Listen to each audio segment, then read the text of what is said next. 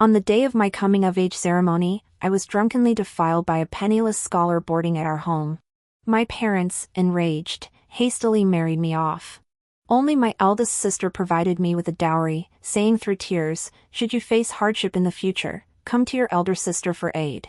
All praised my sister's kindness, saying though she was the false heiress, she was the true noble daughter nurtured for years by the chancellor's household. That year, my sister married into the royal household, while I, the true heiress, was humiliated into marrying a scholar living in a thatched cottage. 3 years later, after being tormented by the scholar until I fell gravely ill, I fled back to the capital seeking my elder sister's help. There, she stood resplendent in luxurious robes, her face radiant as she nestled in the arms of my brother-in-law, now the crown prince. Seeing me near death, she sneered, "Don't you know, little sister? On your coming-of-age day, you drank the wine I offered. That's why you burned with desire and let that scholar lure you into his bed. You're the true heiress. If I'd waited until your coming of age, would such a splendid marriage to the crown prince have been left for me? I had to use a little trickery. I died in bitter resentment. When I opened my eyes again, I had returned to the day of my coming-of-age ceremony. My sister was smiling as she offered me a cup of wine. Little did she know, this very cup would become the wine of passion between me and my future brother-in-law. The wine was laced with a love poison. Once ingested, it rendered women limp as spring water, while men were overcome by animalistic urges. Without immediate release, their blood would reverse flow, leading to death. My sister was clever, she had laced the poison onto the rim of the cup. In my past life, after offering the wine, she smashed the cup, leaving no evidence. So the first thing I did upon rebirth was to swap her cup while the crowd was distracted. Then I guided her to offer the second cup to Prince Qin, Gu Jiuzhao. Gu Jiuzhao was the future crown prince, my sister's beloved, and my soon-to-be brother-in-law. I drank her cup in front of her, while the cup laced with the lust poison actually reached the prince's lips.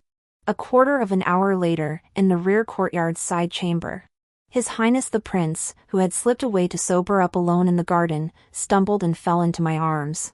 His breathing was indeed labored, his body burning hot, exactly like the symptoms I'd experienced from the poison in my past life. I threw myself into his embrace. To Prince Qin, it felt like clutching an ice cube against a furnace. Not only did he refuse to let go, but he immediately began undoing my clothes, seeking skin-to-skin contact. The most terrifying aspect of the aphrodisiac poison was its power to strip a noble prince of all dignity and restraint, surrendering him to the most primal desires. Yet I remained lucid, guiding him to the side chamber beside the garden to evade another man who might seek him out. The moment we entered the room, Prince Qin lost all reason. He threw himself upon me, pinning me beneath him, and murmured indistinctly against my face, "Jinrong." Jiang Jinrong was my sister's name. Before I was recognized as the true heiress, Jiang Jinrong, as the only legitimate daughter of a first-rank general, had been selected to serve as a companion reader for the princes in the palace. She had schemed relentlessly during her time as a reader to win Prince Chen's mutual affection. My sister adored Prince Chen with all her heart, and he truly cherished her in return. In my past life, I always regarded Prince Chen as my future brother-in-law, never once considering competing with my sister for a man as the true heiress. Now, I cooed in response to my future brother-in-law's ferocious advances. This lifetime, I would not only reclaim everything rightfully mine, but also snatch away the man my sister loved most. My sister could never have imagined that the cup of wine she handed me would become the wine of passion between me and my future brother-in-law. After an hour of passionate battle, Gu Jiuzhao sank into brief satiety and unconsciousness under the wine's influence. His skin glowed with a flush, his chest and neck covered in my intimate bite marks. I admired the masterpiece I'd left upon my future brother-in-law's body. The last time I'd examined this man so meticulously was during that bitter winter in my past life. Back then, I'd fled to the capital, my body riddled with sores, and knocked on the prince's mansion door. 3 years prior, I'd married the impoverished scholar Duan Yuan, while my sister had married into the prestigious Prince Chen's household. 3 years later, I escaped from the scholar, limping on crippled legs, covered in venereal sores, arriving in the capital in utter disarray to seek help. Meanwhile, my sister had risen alongside Prince Chen, becoming the esteemed crown princess. The moment she saw me, she tucked her nose into her snow-white fox fur robe. "What foul disease has befallen you, little sister?" She flinched in fear, but Gu Jiuzhao immediately stood beside her. With a sweeping arm, he pulled her tightly into his embrace, glaring at me warily as he demanded of his attendants, "Where did this beggar come from, daring to intrude upon the crown prince's consort?" I stared blankly at this man. Gu Jiuzhao wore a deep gold brocade robe, his jet black hair bound by a golden crown, a jade sash cinching his wasp waist, his noble elegance dazzling. Why did my sister marry such an incomparably noble and tender husband, while I was forced to marry a penniless scholar addicted to gambling and women? Clearly, I was the true heiress of the Prime Minister's household, while my sister was the fake heiress deliberately swapped by the wet nurse. When I was found and brought back to the Prime Minister's residence, Jiang Jinrong had already lived there for 18 years as the legitimate daughter. On the day I entered the residence, she held a sugar-coated hawthorn on a stick, carefully trying to win my favor. "Sister, please don't chase me away." As she spoke, tears welled in her eyes, while father and mother's gazes toward me held a subtle hint of reproach. The cuckoo had usurped the magpie's nest, and now that the magpie had returned, the other birds feared neglecting the intruder. Just as now, my sister remained the cherished lady surrounded by adoring attendants, while I stood disheveled and ragged, indistinguishable from a beggar. Before the servant could reply, my sister interjected, "Your Highness, this is my younger sister, Jiang Jinhe, who married far away in Songyang. The one who got drunk and mingled with scholars at her coming-of-age ceremony 3 years ago." Only then did Gu Jiuzhao understand. "Your Highness, please go inside. I'll see to my sister." Gu Jiuzhao didn't pry further. He adjusted Jiang Jinrong's fox fur robe and urged gently, "It's cold outside. Don't stay too long." Jiang Jinrong responded coyly. Only after the crown prince's figure had completely disappeared into the garden did Jiang Jinrong, supported by her maidservant, descend the steps. She drew close to me, her face filled with concern. "How did you contract such a vile disease, little sister?" Tears welling in my eyes, I explained, "Sister, after Duan Yuan married me, he spent every night at brothels with courtesans. Within a year, he'd squandered my entire dowry. He claimed he was studying for the imperial exams, yet he spent his days in debauchery. When drunk, he beat me. These broken legs are his doing. He even brought home a disease to infect me." In Songyang, there was no one to turn to, no help to be found. I trembled as I spread my hands, their palms still stained with a thick, foul-smelling congealed blood. I couldn't bear it anymore. I smashed Duan Yuan's skull. "Songyang County is hunting me down." I risked my life to flee back to the capital, but my parents refused to see me. "Sister, you once said that if I ever reached the end of my rope, I could come to you for help." I knelt down, clutching Jiang Jinrong's fox fur robe as I cried out in desperation, "Sister, save me. Duan Yuan deserved to die. I don't want to pay with my life for him. These venereal sores all over my body, they hurt so much, they're so filthy. Please, sister, find me a doctor. Help me clear my name. Give me a way to live." Duan Yuan was a scholar boarding at the chancellor's residence. That year, during my coming-of-age ceremony, I drank myself into a stupor. In my drunken stupor, Duan Yuan forcibly took my body, in broad daylight, in a pavilion with no cover whatsoever. We were caught in the act by the crowd. I had been recognized as the chancellor's daughter for less than half a year when this happened. After the incident, my marriage was hastily arranged by my furious parents. On my wedding day, only Jiang Jinrong contributed to my dowry. Holding my hand, she said, "Jinhe, should you ever find yourself without options, come seek your elder sister's aid." Everyone praised Jiang Jinrong for her beauty and kindness, so what if she's the fake heiress?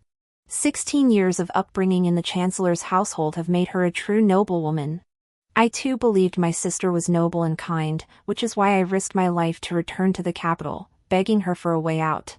Her plump, dignified face truly bore the countenance of a bodhisattva. But suddenly, the corners of her mouth curled, her eyes turning cold. "I said those words back then because I knew you would suffer a fate worse than death if you married Duan Yuan." I froze. "Sister, what did you say? You still haven't come to your senses?" Jiang Jinrong leaned close to my ear, her voice chilling. "At your coming-of-age ceremony, the wine sister gave you was laced with a lust-inducing poison. That's why you couldn't control your burning heat, stripping naked in broad daylight right there in the pavilion. And Duan Yuan? He was my arrangement from the start. I had him lurking in the rockery beside the pavilion, waiting for you to lose all reason. Then he'd pounce.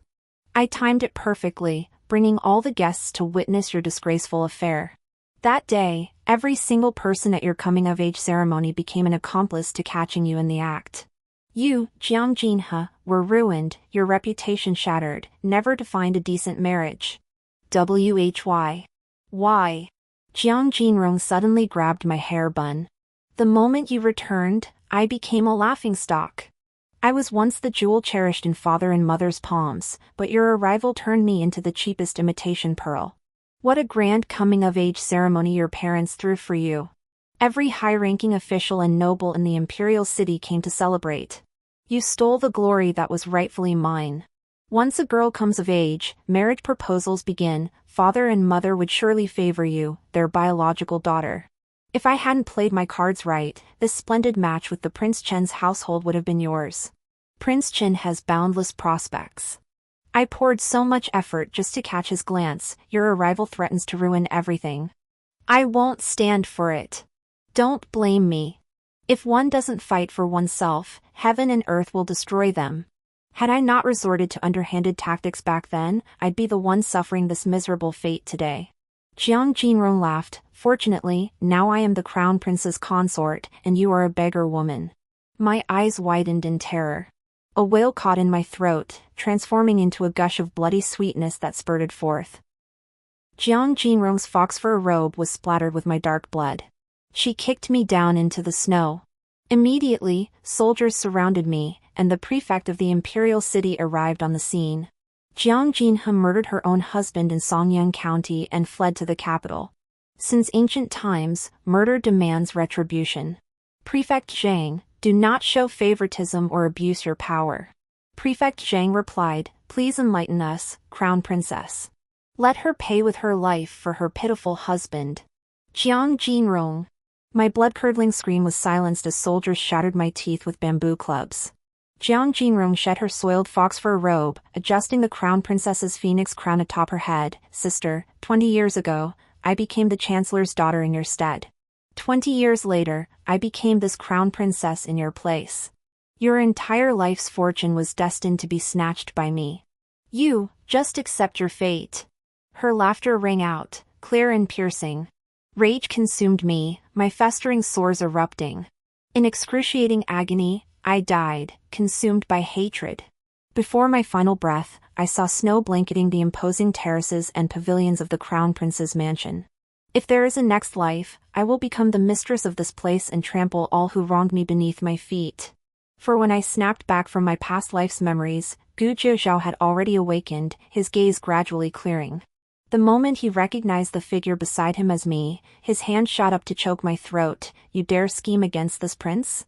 I feebly struggled a couple of times, revealing the bruises and red marks he'd left on my shoulder. It looked like I was the one who'd been taken advantage of.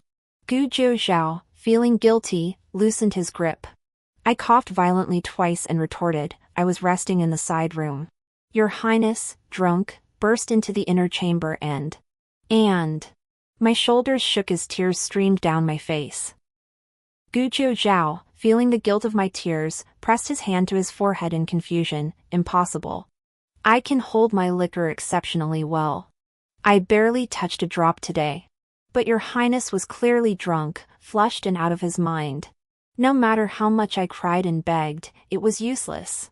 Gu Jiuzhao quickly sensed something was off. Could it be drugged?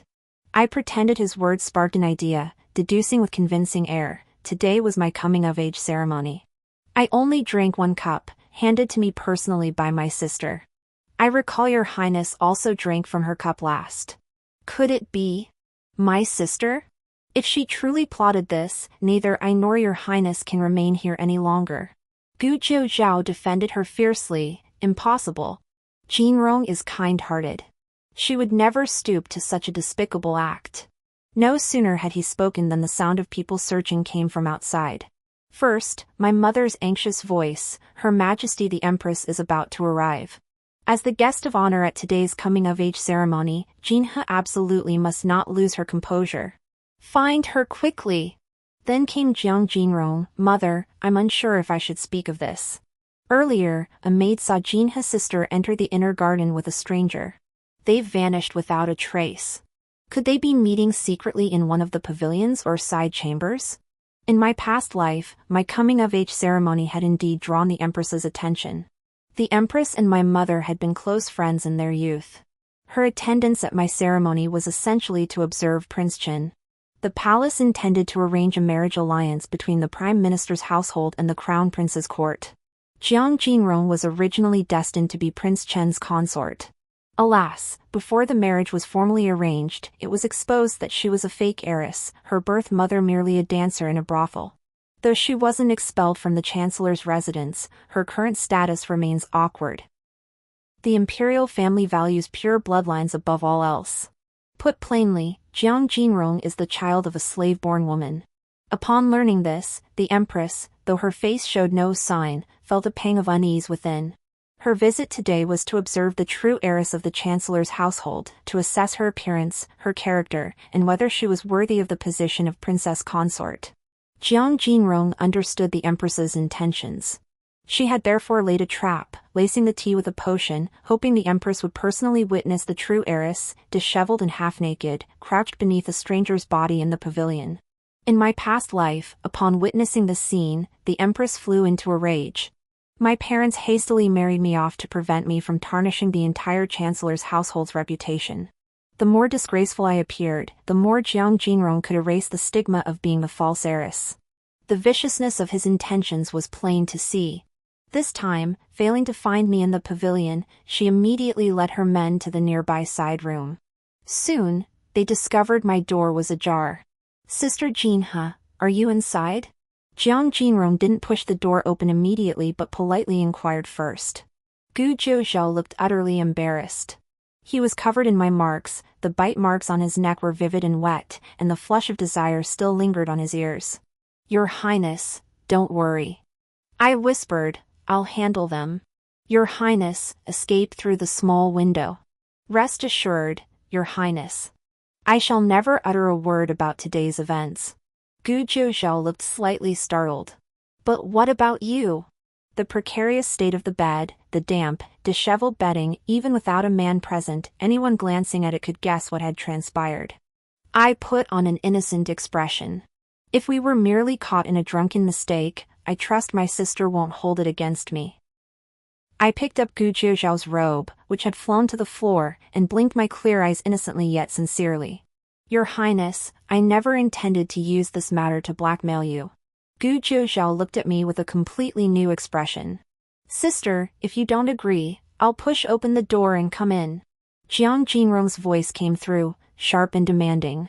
Under Gu Jiuzhao's watchful gaze, I hurriedly pulled on my outer robe and stepped out from behind the screen, saying, "Sister, I'm a bit tipsy. I'll rest here for a while." "Is that so?" Jiang Jinrong's tone carried a hint of sarcasm. "Why does your voice sound so hoarse, little sister? Does drunkenness hurt your throat?" I feigned a cough. Perhaps the wine caught a chill. "In that case, I must come in and see for myself." With that, Jiang Jinrong pushed open the door from outside. Accompanying her were mother and several well-known noblewomen. This was the same group that had come to catch me in the act in my previous life. Panicked, I clutched my chest, but that only drew their immediate attention to the marks on my body. Combined with the lingering, sultry heat still hanging in the room, everyone's expressions shifted subtly. The noblewomen exchanged knowing glances. My mother hissed, her voice low with fury, "Jinha, what have you been doing in here?" "Mother, I haven't done anything," I said, backing away 2 steps in a classic case of denying what's obvious, shielding the screen behind me. Jiang Jinrong's gaze was pure aggression as she fixed it on the screen and me. "Sister, you weren't engaging in illicit affairs with some lowly man in this room, were you?" "Sister, I don't know what you're talking about." Jiang Jinrong always presented herself as cultured and considerate to others, but now, in her zeal to crush me, she revealed a bitter disappointment, as if scolding an unpromising iron. "I told you she needed strict supervision after returning home. Your foster mother was a courtesan. You were raised by her, soaked in her ways. Could it be you've become like those women, unable to live without a man for even a moment?" Sister, however unworthy my foster mother may be, she is still your birth mother. Please restrain your words. Jiang Jinrong loathed anyone mentioning her true origins. Stung by my public remark, her expression hardened instantly. A mere courtesan, to be spoken of by my golden mouth is the greatest honor she could receive after death. In my past life, when I was framed in the pavilion, I could only cry and beg for mercy. Jiang Jinrong had comforted me with a kindly expression then, leading me to believe she was a good sister. Now, I merely exchanged a few sharp words with her, and her true nature was laid bare. Daring to consort with men at your coming-of-age ceremony, no wonder your voice is hoarse. Jiang Jinrong pressed relentlessly. Who is this adulterer? Sister, how can you slander my virtue without a shred of evidence? My voice trembled on the edge of tears, the last syllables soft and broken. Jiang Jinrong thought my tears stemmed from guilt, but in truth, I wept only for Gu Jiuzhao to hear. My foster mother had once been the most renowned courtesan in her youth. She taught me that to capture a man's heart, even crying requires technique. Sister, you insist I have a lover and bring all these officials and noble women here. Could this be a premeditated attempt to catch me in the act? I clung desperately to the screen. I fell into an inexplicable drunken stupor today. Was this your doing? Jiang Jinrong, struck at her core, grew impatient. Whether you're innocent or not depends on whether there's a lover behind that screen. Move aside. She shoved me aside forcefully. I stumbled weakly, knocking the screen over with me. With a thud, there he was, a man seated upright on the bed, his back to us, amidst the disheveled gauze curtains. My sister gloated, but I breathed a huge sigh of relief. He hadn't had the heart to leave me to face this mess alone. At least he was a man of responsibility. 6. The crowd gasped. Jiang Jinho was indeed meeting with a man in secret. To do such a thing during her coming-of-age ceremony. What a disgrace to the Chancellor's household. My mother screamed, Jinhe. You're truly beyond redemption. Who is this adulterer? No, mother. I knelt on the floor, frantically explaining. Jiang Jinrong had already approached the bedside, her expression confident. Who the adulterer is? I'll see for myself. Turn around. Her command cut through the air, directed at the man on the bed. He remained motionless. I crawled on my knees to Jiang Jinrong's feet. Sister, this is all my fault. I'll hang myself with a white silk cord if need be. Please don't torment him. Move aside. Jiang Jinrong kicked me aside. She believed the man before her was Duan Yuan, the scholar she had arranged. The scholar dared disobey her command. A surge of inexplicable fury rose within her. She slammed her palm onto the man's shoulder, her tone even harsher. I said, turn around. The man finally turned. His sharp features bore a grim, authoritative glare. He stared coldly at Jiang Jinrong. The adulterer is this prince. Are you satisfied now, Jinrong? Jiang Jinrong's eyes widened in terror. Why, your highness? Someone, no one knew who first, collapsed to their knees with a thud. How could it be you, your highness? Jiang Jinrong trembled and stammered as if her world had collapsed. She suddenly turned to look at me. I raised my hand to touch my throat, silently taunting her. Aren't you curious why my voice is hoarse, sister? Of course it's because my brother-in-law hurt me. 7, you bitch. It was you. Jiang Jinrong realized she'd fallen into a trap. Furious and cursing, she lunged toward me, only to be yanked away by a pair of strong hands. Gu Jiuzhao shielded me behind him, his expression subtle as he studied Jiang Jinrong. In his memory, Jiang Jinrong had always been gentle and considerate, virtuous and well-mannered. Yet just now, she had pressed forward with such viciousness, her face twisted in a hideous snarl as she hurled curses, no different from a shrew. This was a world apart from the Jiang Jinrong he had admired. Or perhaps this was her true nature? Raised in the palace, he had seen countless smiling tigers and two-faced schemers. Could Jiang Jinrong be one of them? Gu Jiuzhao's gaze grew icy and piercing. Under his stare, Jiang Jinrong suddenly realized her own indiscretion. She hastily knelt, adopting her most practiced innocent posture. Your Highness, I feared someone might poison you to frame you. That's why I lost my composure in my panic. Jiang Jinrong declared with certainty, Your Highness and I were classmates for years. I know you best. You've always exercised self-restraint and propriety, never succumbing to 1,000 cups. How could you possibly be so intoxicated today that you'd lose control like this? Someone must have laced the wine. They had ulterior motives. Tears welled in my eyes. Sister, with your insinuations, are you trying to frame me for drugging His Royal Highness? You're still pretending. Seeing me cower behind Gu Jiuzhao, Jiang Jinrong's rage flared. If it wasn't you, then who else could it be? The sole beneficiary of this incident is you, Jiang Jinhe. Proof is simple, just summon a physician to take his pulse. See if His Highness has been poisoned. Gu Jiuzhao had precisely this in mind. To ensure fairness, he dispatched a trusted aide directly to the front hall to fetch Imperial Physician Li from the banquet. Thus, the entire gathering was stirred by this development. After taking Prince Gu Jiuzhao's pulse, Imperial Physician Li quickly delivered his verdict. Your Highness exhibits a severe imbalance of yin and yang within your body, with intense internal heat. This is the classic pulse pattern of damage caused by aphrodisiacs. You have clearly been poisoned by a potent, lustful toxin. If this poison is not neutralized promptly, it will at best damage your vital essence, and at worst cause your qi and blood to reverse, leading to death. Who could be so vile as to poison a prince? As the physician detailed the toxin's properties, Jiang Jinrong remained utterly unflinching. From the moment she resolved to poison me, she sought only two outcomes, either my disgraceful death in agony, or my capture in flagranti delicto, ruining my reputation. But these underhanded schemes have now been redirected onto the man she cherishes most. The room had long since filled with onlookers.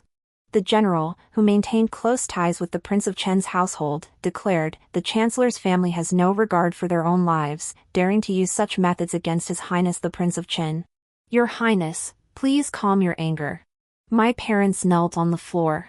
Regardless of who administered the poison, the Prince of Chen had nearly met with disaster within the Chancellor's residence. Father, mother, you need not apologize. His Highness the Prince of Chen is benevolent and virtuous. He would never punish the innocent. Jiang Jinrong spoke for the Prince of Chen with the authority of a mistress of the house. The most urgent matter now is to find the person who administered the poison. She fixed her gaze on me. Jinhe, dare you let the Imperial Physician examine your pulse? I gripped my own wrist, wary. What do you mean by that, sister?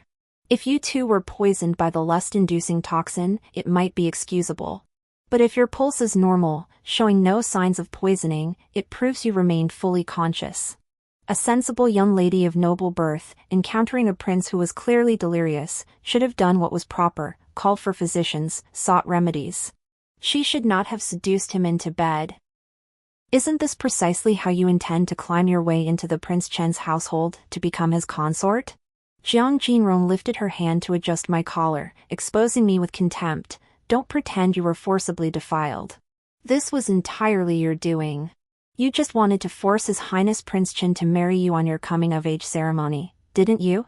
That drugged wine had harmed Gu Jiuzhao, so Jiang Jinrong assumed I hadn't drunk it. Her gaze now overflowed with blatant murderous intent. Even if her scheme was exposed, she would crush me in this game. Gripping my own wrist, I stumbled back 2 steps and denied it vehemently. I didn't drug the prince. I'm a victim too. If you didn't, why are you hiding? A mocking voice cut through the air. I turned to see my biological older brother, Jiang Haoyu.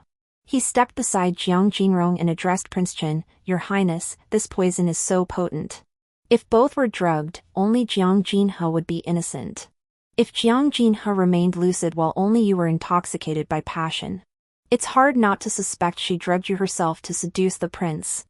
I stared at Jiang Haoyu. I was the one who shared his striking features as his biological sister. Yet now, to favor Jiang Jinrong, his words left me no room for maneuver. According to Chiqua's marriage customs, if a woman has a brother, he should escort her out of her parental home upon her wedding day. In my previous life, I married a poor scholar. Jiang Haoyu merely sent a household servant to deal with me, and that servant delivered a message. The eldest young master says your conduct is scandalous. Though we share blood, he is ashamed to be associated with you. After your marriage, you must fend for yourself. Later, when Jiang Jinrong married, Jiang Haoyu not only escorted her all the way but reportedly wept until his eyes were red. The chill in my heart was instantaneous. I had long given up on these so-called blood relatives. The only one I could ever rely on was myself. The moment Jiang Haoyu spoke, voices from the crowd began to rally support for Jiang Jinrong. The county princess of the Qi family sneered, "Everyone knows Prince Qin and Jinrong are deeply in love, all that's missing is the imperial decree of marriage." This Jiang Jinhua must have drugged the prince to steal this match, hoping to make a done deal forcing the prince to marry her. The He family's heir sneered, "Blood ties may be precious, but after being lost for 18 years and raised by such people, this so-called biological daughter truly pales in comparison to Jinrong, a genuine noble lady meticulously cultivated." The young duke of the Zhang family declared loudly, "Jiang Jinhe, stop pretending.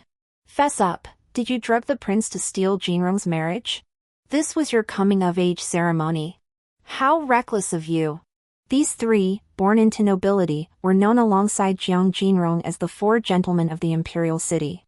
When I was first recognized and brought back to the capital, these three lured me to the Jade Pavilion, claiming they'd host a banquet for me. Midway through the meal, these aristocratic scions all made excuses to leave, leaving me alone to foot the bill. Only then did I learn that such a modest spread cost 100 taels of silver in the imperial city. Having just been recognized by the prime minister's household, I carried only a few taels of silver and felt utterly trapped, not knowing what to do. In the end, the proprietor detained me in the restaurant until nightfall, when Jiang Haoyu finally arrived with a dark expression to take me away.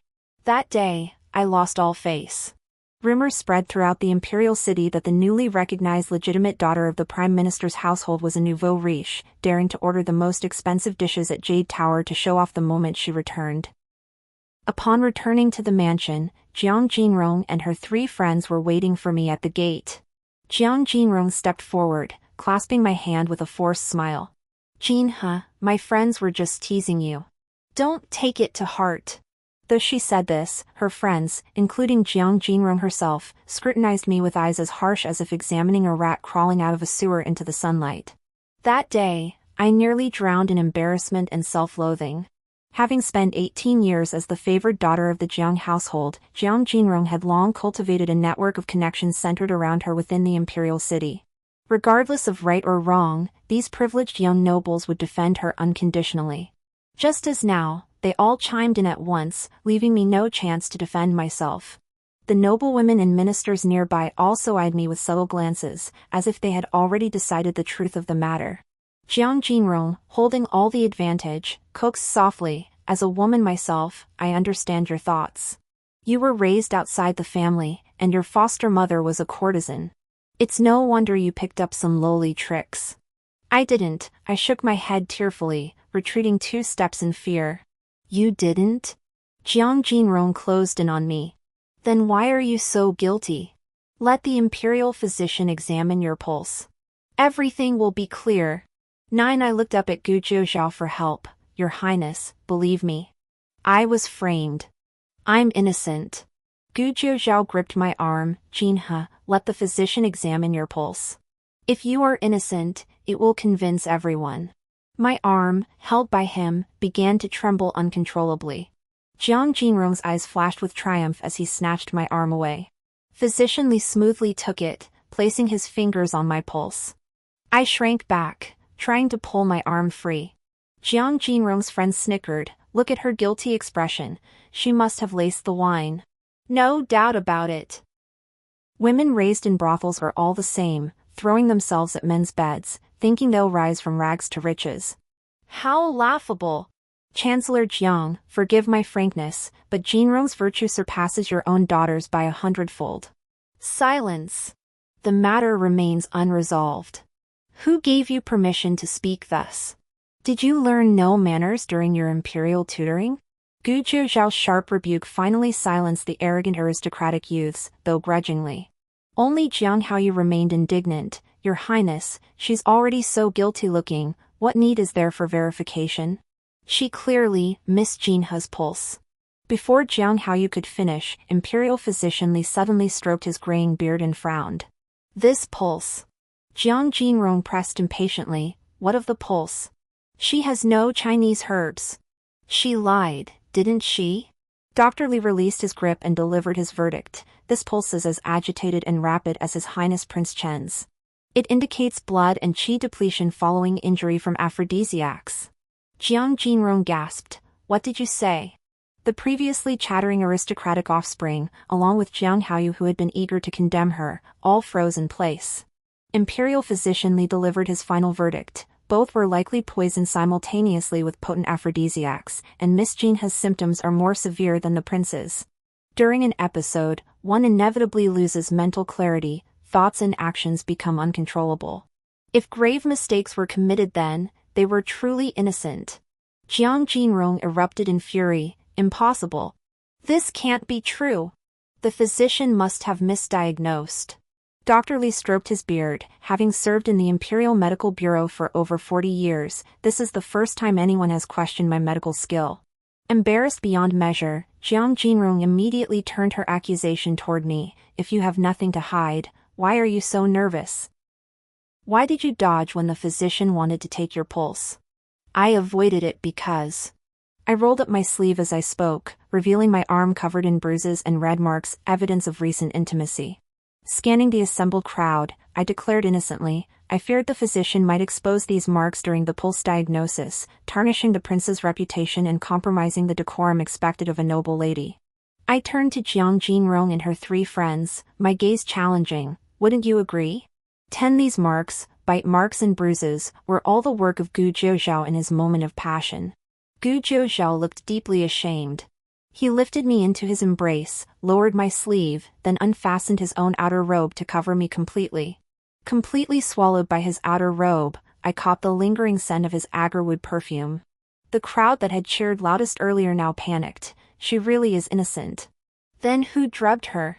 Could there be assassins at the banquet? I think I saw Jinrong offering wine to the prince and that genuine heiress.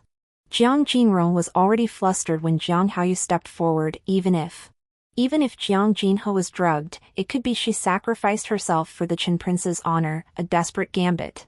I eyed Jiang Haoyu coldly. Truly my own brother, he'd read my mind completely. I had indeed consumed that drug, but only after luring Gu Jiuzhao into bed. Jiang Jinrong had administered the most potent aphrodisiac poison. In my past life, when I married the scholar, I accidentally fell from the wedding palanquin, injuring my palm and drawing blood. The physician treating my wound remarked that my blood smelled unusual, asking if I'd consumed some potent love potion for the wedding night. This potion has a nickname, mating mandarin ducks. It was originally used in folk medicine to breed livestock. When used on humans, its effects are too potent and toxic. Once ingested, regardless of gender or status, it forces people to mate as a pair.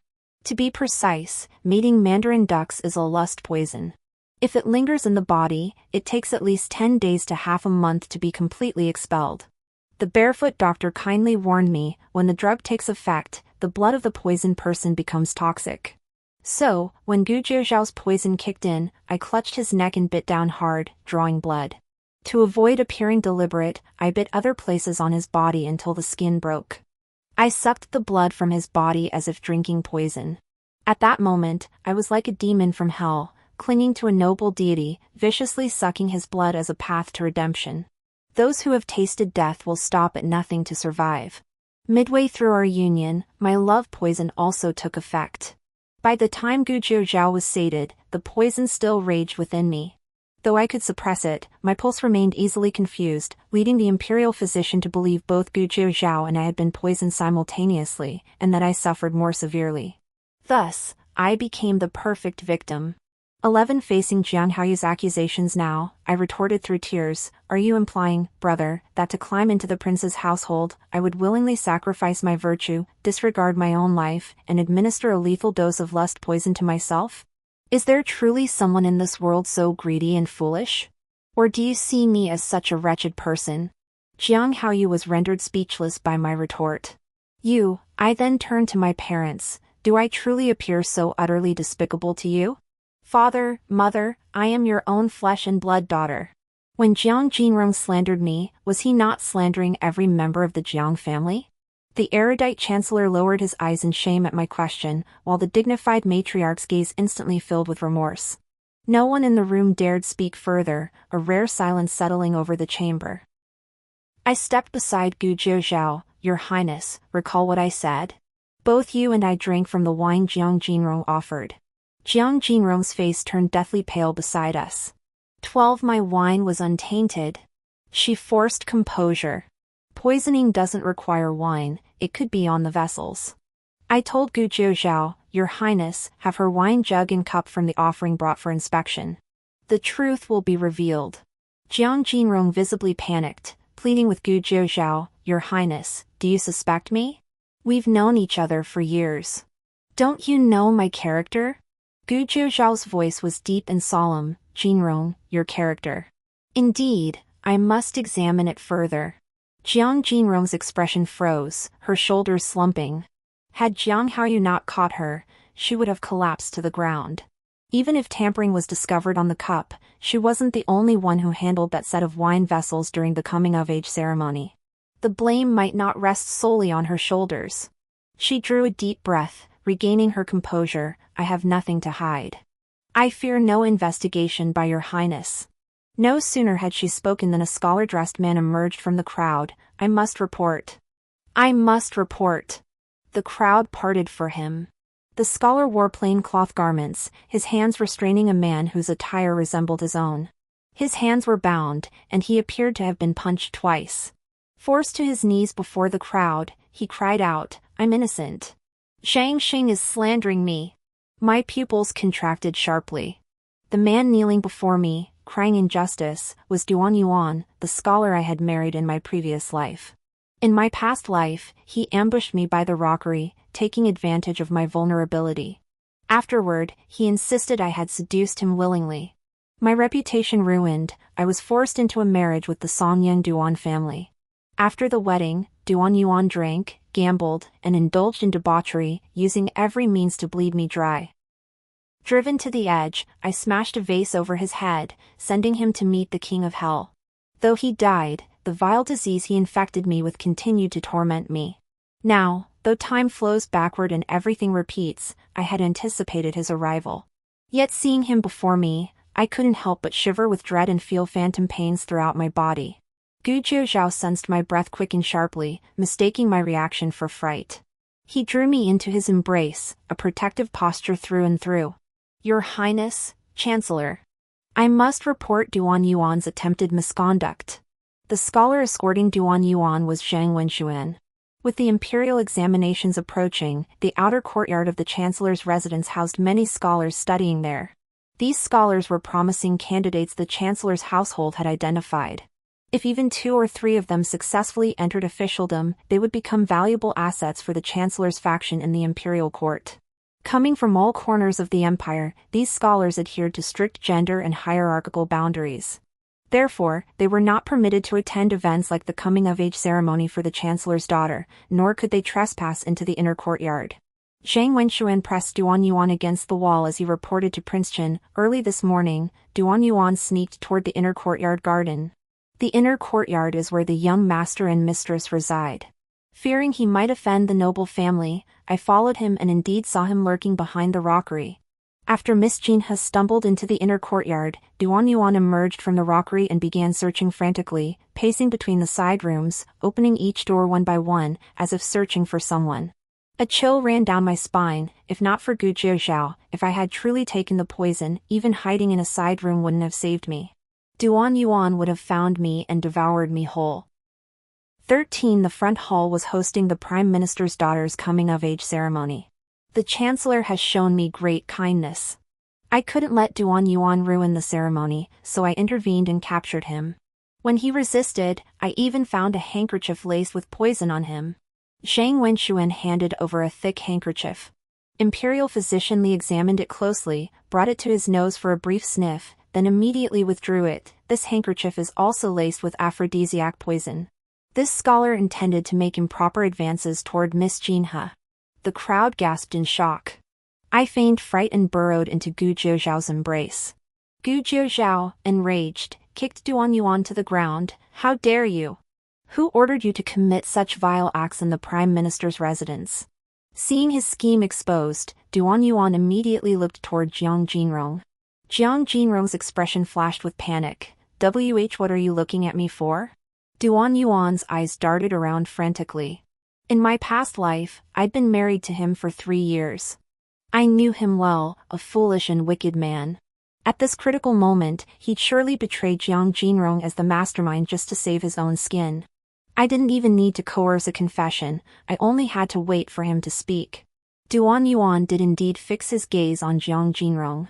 Her face turned deathly pale as she desperately tried to intimidate him with her eyes. But petty men like Duan Yuan are hardest to control at life-or-death moments. True to form, he ignored Jiang Jinrong's warning and chose self-preservation. The only one who dare order me to do such a thing is Jiang, the Empress is approaching. His words were cut short by a eunuch's sudden shout from outside. My clenched fist relaxed limply, so close. Jiang Jinrong's heart nearly leapt into her throat before plummeting back down. The Empress had always favored Jiang Jinrong. Before Jiang Jinrong was exposed as the fake heiress, she had been the carefully cultivated, pure-blooded noble daughter of the Prime Minister's household. The Prince of Qin needed the Prime Minister's support, and the Empress had hinted more than once that Jiang Jinrong was her favored choice for crown princess. Jiang Jinrong touched the jade-wrapped silk bracelet on her right wrist, a treasure the Empress had bestowed upon her. Now, though exposed as a fake heiress, Jiang Jinrong was suspected of seducing a prince.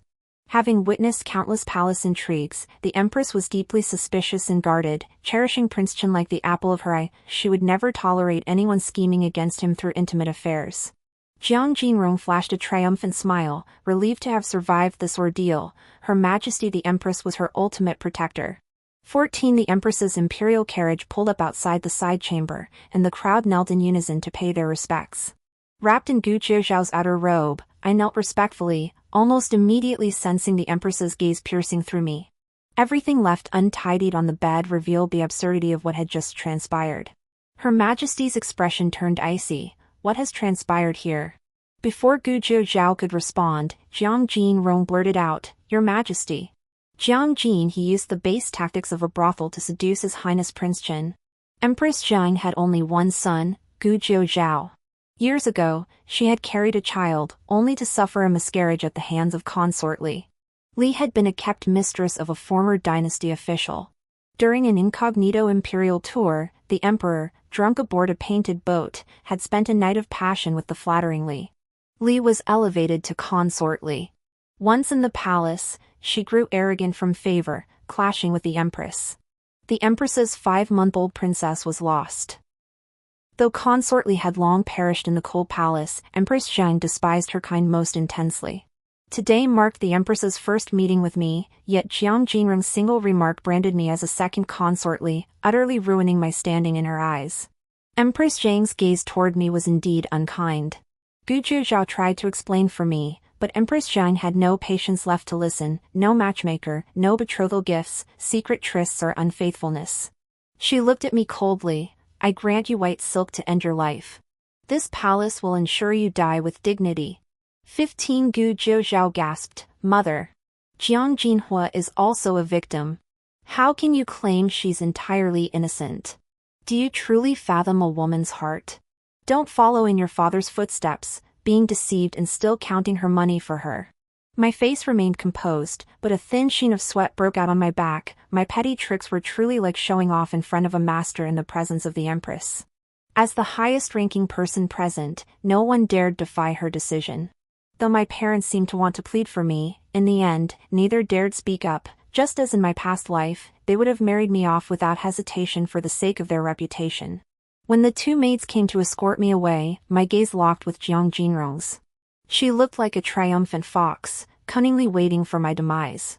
The palace maids were brutally forceful, immediately trying to rip off the outer robe draped over me. Once it fell, my disheveled state would only deepen Empress Zhang's loathing. But just as the cloak was torn open at the hem, another pair of strong hands swiftly gathered it back together. I looked up to find Gu Jiuzhao pulling me into his embrace. His voice boomed with conviction, If we speak of loss of virtue, today your son has also forfeited a gentleman's loyalty. Since mother intends to grant death, why not provide an extra length of white silk to hang your son as well? 16 The Empress gasped, My son, you. As Gu Jiuzhao defended me, I could even hear the resonance in his chest. Everyone present was shaken by the Prince of Chen's words and actions. To impose the death penalty without inquiring into the cause and effect, how is this any different from indiscriminate killing, mother? Gu Jiuzhao swept his gaze across the room. And you all! The Empress is here to uphold justice. Have you all gone mute? No sooner had he spoken than the guards who had gone to investigate returned with their report. Gu Jiuzhao escorted the Empress to the seat of honor. This matter has its origins. A villain has set a trap. Since your Majesty is here, why not hear the evidence before making a decision? The Empress had no choice but to take her seat. The guard, holding the wine vessel, reported, Your Majesty, Your Highness, the wine vessel used by Jiang Jinrong today indeed bears traces of poison. The imperial physician has confirmed this poison to be the potent folk remedy mating couple.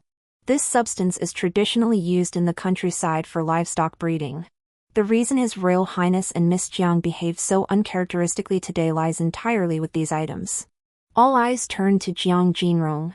Jiang Jinrong immediately protested, her voice breaking, Someone must have framed me. These wine vessels passed through countless hands. Your Royal Highness, Your Majesty. I too have been victimized. The Empress's earlier fury had been suppressed by Gu Jiuzhao. Now, her reason returned. Hearing the imperial physician say that the lust poison had nearly cost Gu Jiuzhao his life, she grew stern. Jinrong, could it be that you are crying thief when you yourself are the thief? 17 Your Majesty. I didn't. Jiang Jinrong knelt on the ground, flustered and babbling incoherently. Everyone stared at her as if watching a clown on stage. Her 3 aristocratic friends fell silent. I thought Jiang Jinrong was surely doomed. But then, Gu Jiuzhao sighed softly, the truth is plain as day, it was the scholar Duan Yuan who coveted the minister's daughter with wicked intent, sneaking into the inner courtyard to poison her wine. I jerked my head up from his embrace. Gu Jiuzhao issued an order that brooked no argument, dragged Duan Yuan away. Castrate him, then hang him. At this, Duan Yuan immediately cursed, I was just following orders. The mastermind was Jiang. Before he could finish, guards rammed clubs into his mouth, shattering his tongue and teeth. Not a single coherent word escaped him. I hurriedly protested, this isn't so simple. The mastermind behind it all was Jiang Jinrong, why shift all blame onto Duan Yuan? Gu Jiuzhao's hand on my shoulder suddenly tightened, a force meant to restrain and warn. I froze, watching him stare down at the disheveled, panicked Jiang Jinrong. From this day forth, Jiang Jinrong is confined to his quarters for reflection. Without this prince's command, he shall not set foot outside the pavilion. I understood. Gu Jiuzhao had pinned all the blame on Duan Yuan solely to protect Jiang Jinrong. He'd even destroyed all the evidence I'd painstakingly gathered for this purpose. Then he abruptly pulled me before the Empress and forced me to kneel. Mother, Jiang Jinhe inadvertently cured the son of the lust poison. Since she is innocent, this son will take responsibility for her. Father had already intended to unite the Prince Chen's household with the Chancellor's through marriage. Jiang Jinhe is the Chancellor's true daughter. Therefore, she shall fulfill the betrothal. The Empress gasped, Zhou Zhao, what do you mean? Gu Jiuzhao clasped my hand tightly and declared loudly before everyone, this prince will formally propose with 3 letters and 6 rights, marrying the Chancellor's daughter, Jiang Jinhe, as the Crown Prince's consort. 18 Gu Jiuzhao's actions preserved my honor while extinguishing the Empress's intent to kill me. The Prince of Qin needed the Chancellor's literary faction. The Empress knew Jiang Jinrong was not entirely innocent in this affair and grew to despise her. She finally relented, allowing Gu Jiuzhao to personally petition the emperor for the imperial decree of marriage. Only then did the farce of the coming-of-age ceremony come to an end. After the empress returned to the palace, I overheard Jiang Jinrong and Gu Jiuzhao conversing in the pavilion. Jiang Jinrong wept bitterly. Is your highness sulking at me? I am the one who truly loves you. How could you say today that Jiang Jinhe would be your consort? Do you know who raised Jiang Jinhe while she was lost? Her methods are vile. Today, you've all been deceived by her. Jinrong, even now, you still lie to me. Gu Jiuzhao held a white porcelain cup before Jiang Jinrong, whose tear-streaked face froze. The rim and base of this cup are laced with poison. The imperial physician says any liquid poured into it instantly transforms into a potent aphrodisiac. Poisoning the wine would have been too obvious, so you chose to tamper with the cup instead. If I'm not mistaken, you also arranged for Duan Yuan to enter the inner courtyard. You intended to drug Jiang Jinhua, then orchestrate Duan Yuan to destroy her virtue. That way, you'd be the only heiress of the Prime Minister's household. The sole candidate for the Crown Prince's consort, correct? The evidence was irrefutable. Gu Jiuzhao was no fool. He swiftly saw through every one of Jiang Jinrong's schemes. Your Highness. Jiang Jinrong's dark schemes were laid bare under the sun. Gu Jiuzhao's piercing gaze made her skin crawl. You marked the bottom of the wine cup with a red sign, but the mark was too subtle. You ended up mixing up the cups and offered the poisoned wine to this prince. That's why we have this farce today. Jinrong, you even tried to use my mother's hand to take Jiang Jinhe's life. What a clever scheme, using others as your blade. Jiang Jinrong, you have the audacity to exploit the royal family to plot murder. No. No, Your Highness. Jiang Jinrong knelt in terror. It's true. I did intend to poison Jiang Jinhe, but only because she and Duan Yuan were already secretly involved. I only wished to grant them their wish. Jiang Jinhe even said she wanted to elope with Duan Yuan. I merely intended to fulfill their wish on the day of her coming-of-age ceremony. Even if the truth came out, she still sought to smear me with every last bit of filth. These words, half-truths and half-lies, would sow seeds of doubt in others' minds even if they didn't believe them. I never intended to harm Your Highness. How could I dare? It was Jiang Jinhe. She swapped the cups in the chaos, poisoning you. She clutched Gu Jiuzhao's robe hem desperately. Your Highness, I've admired you for years. I've dreamed of becoming your lawful wife. How could I ever hurt you? This is all Jiang Jinhua's doing. She's the one who framed Your Highness. 19 even now, you show no remorse. With a crash, Gu Jiuzhao smashed the white porcelain cup in his hand to pieces. The guards have investigated thoroughly. That set of wine vessels was touched only by you from start to finish. And Duan Yuan, a Jiang family banknote, was found in his quarters, bearing the scent of your rare orchid perfume. That fragrance has been yours since childhood. This prince will never misjudge. I did not present this evidence directly to the Empress Dowager. I had Duan Yuan's tongue torn out instead. Otherwise, it would be you receiving the Empress Dowager's death sentence today. Jiang Jinrong wept uncontrollably. Gu Jiuzhao seized her tear-streaked face. Poisoning a prince is a crime punishable by exterminating 9 generations. Jiang Jinrong, I spare you today as repayment for your years of devotion. From this day forward, there is no further bond between us. You shall never become the princess consort of Qin, nor shall you ever target Jiang Jinhe again. Your actions against her now are your actions against me. Your Highness, are these words meant to break my heart? Gu Jiuzhao sneered coldly. The warmth wine for Jiang Jinhe was handed to her by your own hand. Jinhe, this was all your own choice. Gu Jiuzhao flung Jiang Jinrong's hand away, swept past the scattered porcelain shards, and strode off with a flourish of his sleeves. No matter how hysterically Jiang Jinrong wept, he never once looked back. I concealed myself behind a large tree, remaining undetected by Gu Jiuzhao. 20 at dusk, the execution of Duan Yuan was to take place in the rear courtyard of the Prime Minister's residence. Given the disgraceful nature of the matter, the Prime Minister had secured Gu Jiuzhao's approval to carry out the execution discreetly within the confines of the residence. 2 seasoned, burly guards were tasked with the execution. I approached them and asked, "This man tried to ruin my reputation. Might I vent my anger, brothers?" The guards served the prince's household. With Prince Chen publicly declaring his intent to marry me today, in their eyes, I was already the future princess consort. Certainly. Though we fear it might soil your hands. It won't. I drew the dagger I'd prepared long ago. I'll only stab him twice. I won't delay your duties. The guards thoughtfully checked the ropes binding Duan Yuan's limbs, confirming they were tight before allowing me near him. Duan Yuan's tongue and teeth had been torn to shreds, yet his eyes still gleamed with lecherous lust when he saw me. He showed no fear upon seeing the knife in my hand.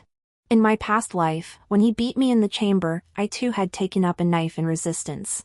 But he remained utterly unfazed, even taunting me. Even with a knife, my little wife can only inflict some superficial scratches. It only excites your husband more. He was wrong. Gripping the dagger with both hands, my first strike severed Duan Yuan's manhood. As blood spattered, Duan Yuan let out an inhuman scream, his body convulsing in spasms. The two guards were startled. Unflinching, I swung again, gouging out Duan Yuan's insolent eyes. His screams filled the air, yet I felt nothing but satisfaction. In my past life, this man defiled my purity, humiliated my dignity, and ruined my health. His eyes, like a shadow, had haunted me, trapping me in Songyang County, confined within the Duan family's inner quarters for 3 long years, 3 whole years. I had longed to sever his root of evil, to gouge out his eyes. I had longed to do this. The night breeze caressed my face as half the hatred festering in my chest was released. I tossed the dagger aside, instructing the 2 guards to continue their punishment. I told them they could freely recount this scene to His Royal Highness Prince Chen. I intended to dispel Gu Jiuzhao's suspicions about me and Duan Yuan. As long as I was ruthless enough, Jiang Jinrong's scheme to destroy my reputation was actually quite easy to dismantle. The 2 guards now held a measure of awe for me, swiftly hoisting Duan Yuan onto the gallows. I watched coldly as Duan Yuan was strangled to death. Had Prince Gu not shown mercy, Jiang Jinrong should have joined him on the gallows today. Administering poison to a prince deserves death 10 times over. Yet the prince himself spared him. That scene in the pavilion, while Prince Chen appeared to sever ties with Jiang Jinrong, his gaze betrayed a mix of love and hate. In my past life, Gu Jiuzhao and Jiang Jinrong were deeply devoted after marriage. Gu Jiuzhao is a man of passion, which is why I can use him. But his affection will also hinder my revenge. I must find a way to make Prince Chen and the entire Jiang family utterly despise Jiang Jinrong. I would drive the wild dove occupying the nest back to where it belonged. 3 days later, the imperial decree granting the marriage arrived. Prince Chen's mansion swiftly sent betrothal gifts to the Prime Minister's residence. On the day the gifts were delivered, Gu Jiuzhao and I met briefly. He told me to prepare for the wedding without worry. Among the gifts was an exquisitely crafted golden hairpin bestowed by the emperor. "Your Highness, would you mind placing it in my hair?" Just as Gu Jiuzhao lifted the hairpin, a maid burst in frantically, "It's terrible. Miss Jinrong has hanged herself in the pavilion." Gu Jiuzhao's expression darkened. He dropped the hairpin and dashed toward Jiang Jinrong's Wufang pavilion. Father, mother, and my brother all rushed there as well. I picked up the golden hairpin from the tray, clearly my special day, yet everyone was concerned only with Jiang Jinrong. When I reached Wufang Pavilion, Jiang Jinrong lay sobbing in Gu Jiuzhao's arms, pounding his chest and declaring she didn't want to live, had no face to live, and would atone for her sins by dying. The white silk scarf lay nearby, yet not a single mark of strangulation graced her neck. Even a fake suicide attempt couldn't be staged more convincingly. Such a clumsy charade, yet it tugged at everyone's heartstrings. The Chancellor said, "Why torment yourself so?" The mistress of the house said, "Jinrong, you still have your parents. We all treat you like our own daughter. If you've made a mistake, we're all willing to help you make amends." Jiang Haoyu added, "Exactly. Even if the sky falls, your brother will hold it up for you. So this is what life feels like when someone has your back." In my past life, when I was disgraced and ruined, these blood relatives couldn't wait to cast me out. They never once spoke such comforting words to me. Jiang Jinrong gazed tearfully at Gu Jiuzhao, who sighed helplessly, "Your crime doesn't warrant death. There's no need for this. Without your Highness, Jinrong would rather die than live. Your Highness, Jinrong can hardly breathe." She weakly nestled into Gu Jiuzhao's embrace. He didn't push her away, only ordered someone to fetch the imperial physician. The way Gu Jiuzhao looked at me always seemed like pitying a weak, pitiful creature. Yet when he looked at Jiang Jinrong, it was with an affection that couldn't bear to let go. 22 The imperial physician examined her and said Jiang Jinrong suffered from pent-up emotions. Gu Jiuzhao relented, allowing her to leave her confinement in the tower and move about the Prime Minister's residence. My wedding to Gu Jiuzhao was set for the 9th day of the following month. The entire residence bustled with wedding preparations. Flowers and festive silk adorned every corner, yet Jiang Jinrong grew increasingly sullen at the sight. 3 days before the wedding, as I reviewed wedding candy designs in the courtyard, Jiang Haoyu stormed toward me in fury. Why did you have the wedding candy delivered to Wufang Pavilion? Intentionally tormenting Jinrong, is that it? I protested innocently, brother, I only wanted her to taste the sweets too. The imperial physician said her heart is knotted with sorrow. Perhaps sharing in my joy might help her heartache heal faster. You dare speak in such a sarcastic tone. Brother, you misunderstand your sister. I turned and picked up a tray of sweets from the table. Brother, taste these for me. Which flavor is best? We can serve the honored guests on our wedding day. Jiang Haoyu raised his hand and knocked the lacquered tray from my grasp. Assorted wedding candies spilled onto the floor. Who wants to share your bad luck? He spat out the words and stormed off, flinging his sleeves behind him. Dyer stepped forward to help me gather the candies, but I waved her off. Go tell father and mother that brother and I had a fight today. Though Dyer didn't understand my intent, she obeyed. By noon, the entire Jiang residence knew that Jiang Haoyu had quarreled with me over Jiang Jinrong. Come evening, Jiang Jinrong came to see me, dressed in simple elegance. Adopting the appearance of a sickly beauty, she spoke softly and kindly. Jinhe, my elder brother quarreled with you today because of me. I've already spoken to him. I replied lazily, you two really are close as siblings. Having lived in this household for 18 years, we're closer than blood siblings. Jiang Jinrong smiled as she took my hand. I was the one at fault before, wanting too much. After this illness, I've come to terms with many things. Brother is waiting for you at the Jade Swallow Pavilion. He wishes to apologize in person. For the sake of our sibling bond, you can't refuse him. I know you have some misunderstandings about me, but if I don't go, I'm afraid I'll earn a reputation for disrespecting my elder brother. You don't understand, the imperial family places immense importance on reputation. I can't marry into the palace now, but Jinhe, you mustn't bring shame upon the Prime Minister's residence either. I stared at her hesitantly. Jiang Jinrong laughed. This is the Prime Minister's residence, it's your home. Do you think I'd eat you? Fine. I'll go with you to see brother. I followed Jiang Jinrong to the Jade Swallow Pavilion in the inner courtyard. The pavilion was hidden within the garden's bamboo grove, its surroundings sparse with few people beyond the bamboo. The pavilion doors stood open, with a screen at the entrance casting dim light. Jiang Jinrong took my hand and led me up the steps. As soon as we reached the doorway, I caught a whiff of a familiar, exotic fragrance. Jinhe, go in and see your brother. Jiang Jinrong urged me inside, then slipped back behind me without a word.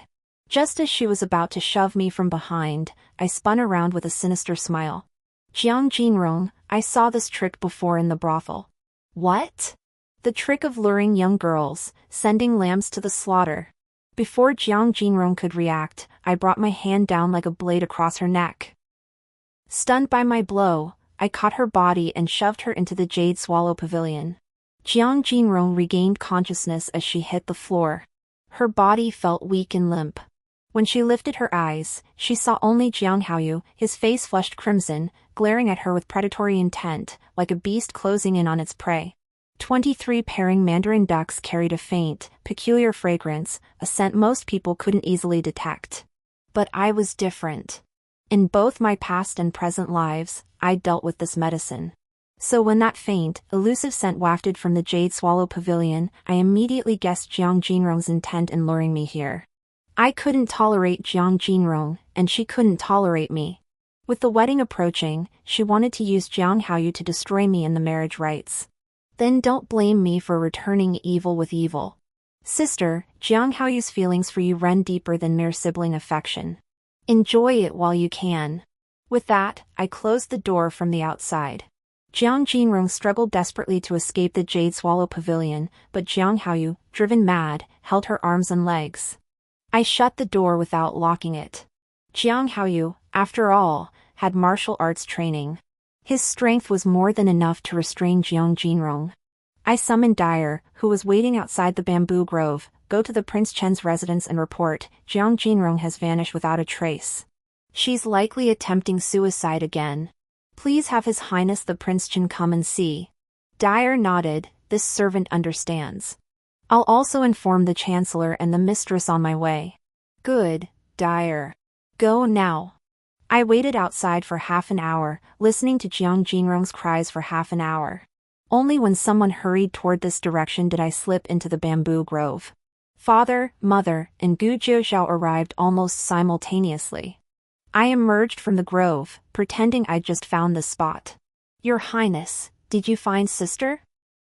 No sooner had I spoken than an ambiguous female voice drifted out from within the Jade Swallow Pavilion. The mistress's expression instantly changed. Guessing what had happened, she tried to cover it up. Your Highness, Jinrong must be resting in the Jade Swallow Pavilion. Matters within the inner quarters. Perhaps I should handle them. Her words were cut short by Jiang Haoyu's low growl. The mistress and the chancellor paled instantly. They rushed forward and flung open the door, only to find their son and their adopted daughter locked in an intimate embrace on the bed, utterly oblivious to the world around them. Ah! The chancellor let out a furious, heart-wrenching cry. The mistress lunged forward, trying to pull Jiang Haoyu away, but he was lost in the moment. The matriarch trembled with rage. Jiang Jinrong! How dare you seduce my son into this? How can you justify this after all we've done to raise him? Jiang Jinrong scrambled to her feet, desperate to explain, but her face drained of color when she saw Gu Jiuzhao standing in the doorway, his gaze cold and piercing as he watched the scene unfold. Your Highness? No, Your Highness. Let me explain. She pushed Jiang Haoyu away with all her strength, struggling to get out of bed, but her legs buckled, nearly causing her to fall. Gu Jiuzhao's expression was as dark as iron, the pressure around him so thick it felt like it could be squeezed into water. He turned away coldly, but as he stepped out of the room, he suddenly halted. I followed him out, concerned. Your Highness, sister must have acted unintentionally, or perhaps she was mistaken in her drunken state. Your Highness? Gu Jiuzhao suddenly clutched his chest and coughed up a mouthful of blood. This was a sign of rage overwhelming his heart. Now, he must have completely given up on Jiang Jinrong. 24 By the time I escorted Gu Jiuzhao back to the Prince Chen's residence and returned to the Chancellor's mansion, night had deepened. Stepping into the main hall, I saw Jiang Jinrong and Jiang Haoyu kneeling before their two elders under the dim yellow light. It seemed they had already undergone an interrogation. The effects of the drug had worn off on Jiang Haoyu, and he was much more lucid, repeatedly pleading his case. Father, mother, I was drugged. This is not my fault. The Chancellor and his wife's faces were ashen, the household physician standing nearby. This was a repeat offense. The Chancellor's residence had experience with such matters and had already had his pulse checked. Jiang Haoyu had been drugged, but Jiang Jinrong had not. Who had seduced whom, who was at fault, it was crystal clear. The moment I appeared, Jiang Jinrong lunged at me. It was you. Jiang Jinhe, you're so cruel. So vicious. You made me. Her words gave way to bitter sobs, completely forgetting that if I hadn't fought back, I would have borne the grave charge of incestuous relations between siblings today. I don't know what you're talking about, sister. Brother was drugged, and only you possessed that drug. Only you have such a history. Why are you crying thief when you're the thief? I flicked Jiang Jinrong's hand away. If I'm not mistaken, sister saw she couldn't marry His Highness Prince Chen, yet feared being cast aside by the Prime Minister's household. So you're willing to throw your dignity to the wind just to become the son's wife of the Prime Minister's household, is that right? You. Jiang Jinrong was so enraged by my words that smoke seemed to rise from her head. Jiang Haoyu sprang up from the ground and shoved me forcefully away. You vile woman. Ever since you returned, our household has been filled with chaos. You're clearly framing us. I stumbled from his shove but steadied myself, fixing my gaze on the Chancellor and Lady Jiang. Father, mother, did you see that? How fiercely brother protects sister Jinrong. Since they share no blood ties, why not grant them their wish? Let sister Jinrong become my sister-in-law. The Chancellor's expression darkened to a terrifying shade of gloom. Jiang Haoyu was the sole male heir of the Chancellor's household, and the legitimate son at that. The Chancellor had long set his sights on the daughter of the Marquis of Ding'an for his son's marriage. At the very least, it had to be the legitimate daughter of a duke's household. Only such a match of equal standing could forge a powerful alliance, solidifying the Jiang family's position in the imperial court. The marriages of aristocratic offspring were always a game of strategic interests. Having navigated the court's treacherous currents for years, the chancellor now, at this stage of life, pinned his hopes on his children's marriages to ascend even higher. Yet now, all was ruined by a foster daughter. His anguish was unbearable. Jiang Jinrong, having been warned by me, understood that marrying Jiang Haoyu was her only viable path forward.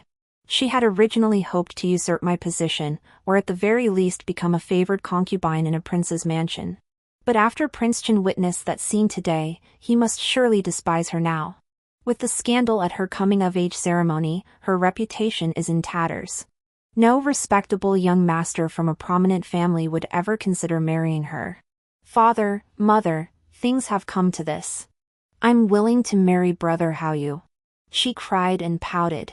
She remained utterly oblivious to the fact that the chancellor and his wife were teetering on the brink of furious collapse.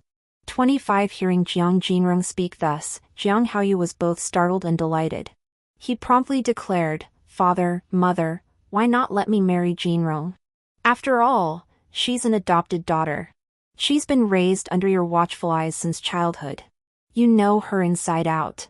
A daughter-in-law like this would surely put your minds at ease. How dare you? How dare you both? The chancellor roared in fury.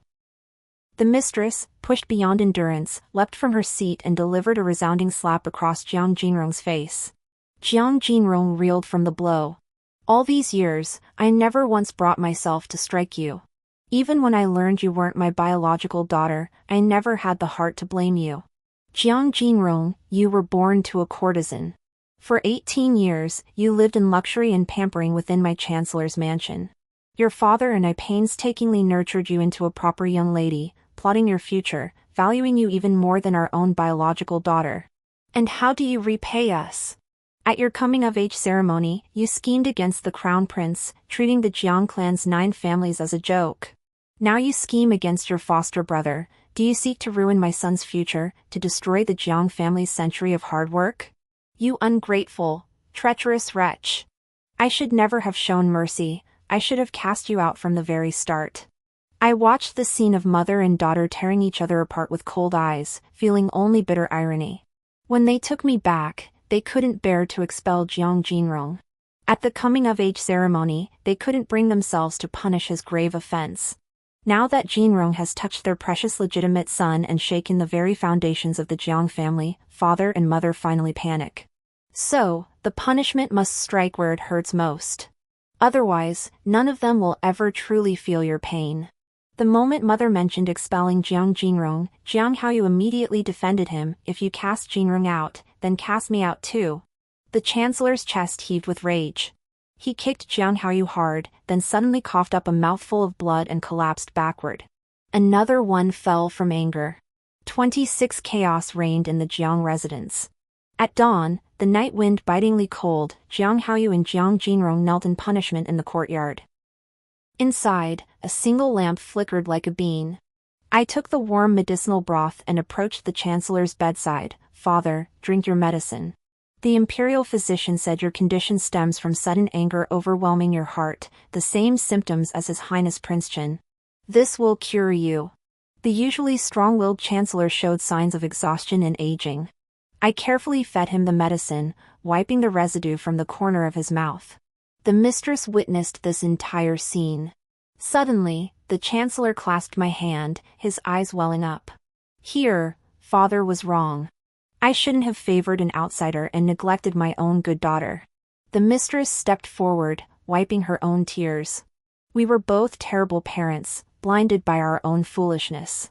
How could we have favored such an ungrateful, untrustworthy creature?